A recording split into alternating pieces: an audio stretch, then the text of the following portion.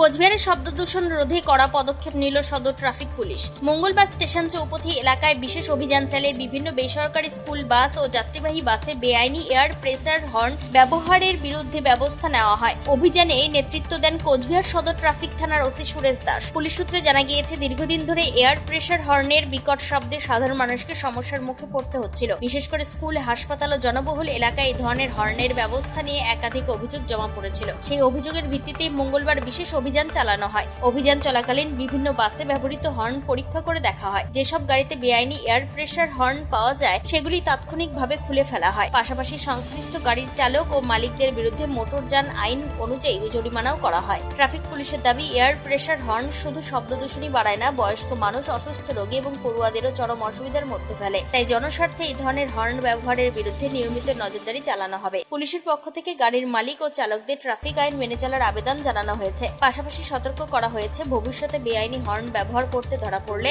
আরও কঠোর ব্যবস্থা নেওয়া হবে।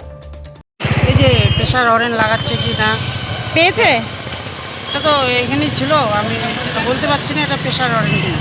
এটা তো সেরকম আওয়াজ সাউন্ডও নেই। এর আগেও তো প্রশাসনের পক্ষ থেকে বলা হয়েছিল যে পুলিশ প্রশাসনের পক্ষ থেকে যে প্রেসার হর্ন লাগাতে না, তারপরেও আপনারা সেটা ব্যবহার করছেন।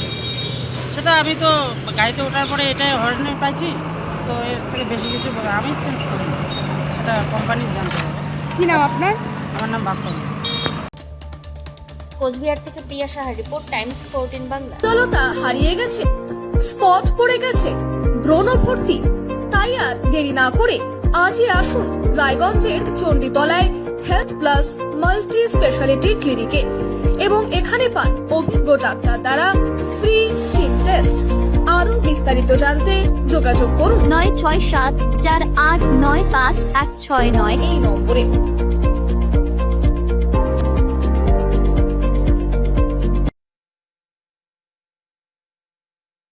আজ তোমার বিয়ে সাজলো নতুন সাজে,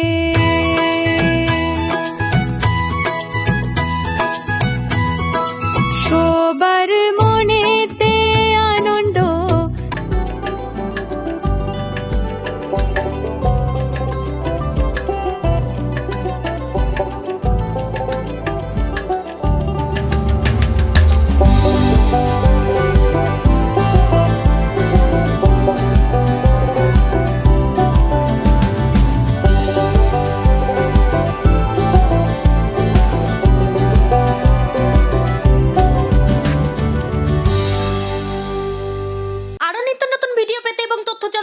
ফেসবুক পেজকে লাইক ও ফলো করে রাখুন। সেই সঙ্গে টাইমস 14 বাংলার ইউটিউব চ্যানেলকে সাবস্ক্রাইব করতে ভুলবেন না।